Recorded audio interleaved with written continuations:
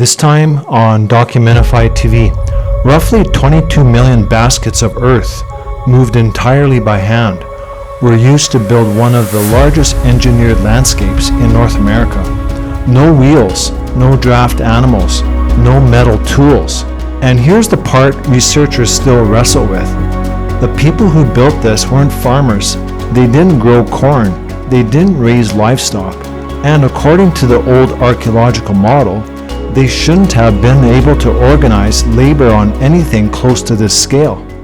Yet about 3,400 years ago, this society reshaped an entire ridge into massive geometric rings, engineered plazas, and a 72-foot mound.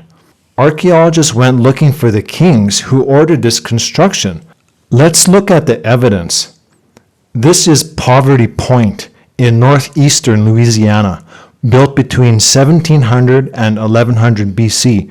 From above, those gentle rises in the landscape snap into a clear pattern, 6 enormous C-shaped ridges wrapped around a central plaza.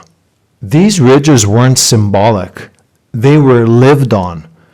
Excavations show houses, hearths, cooking pits, and millions of fired clay heating objects.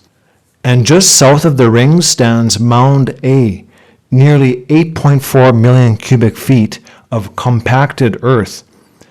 And here's where the best line fits perfectly. The dirt doesn't lie. Geoarchaeology shows the mound wasn't built over centuries.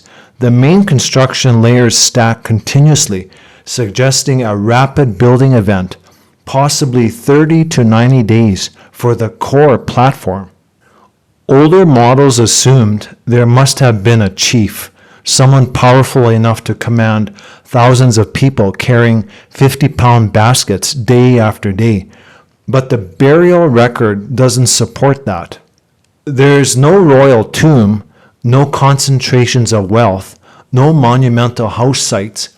High-status items, copper, jasper, pendants, carved stone, appear widely across the site, not hoarded in elite precincts.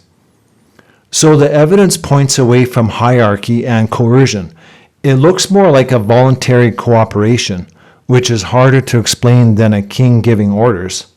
So why gather thousands of people on a ridge above the floodplain? Because Poverty Point wasn't isolated. It sat at the crossroads of a continental trade system. Copper from the Great Lakes, steatite bowls from the Appalachians, galena and iron ores from Missouri, flint from the Ohio Valley. Archaeologists estimate more than 70 tons of imported stone arrived here. That scale suggests Poverty Point wasn't a city in the classic sense, but a pilgrimage and a trade gathering place where scattered groups met seasonally to exchange goods from the alliances and build. Here's what the site tells us. 6 concentric ridges engineered for habitation. A 72-foot earthwork mound built in a matter of weeks or months. Alignments connecting Poverty Point to an older sacred mound 1.6 miles south.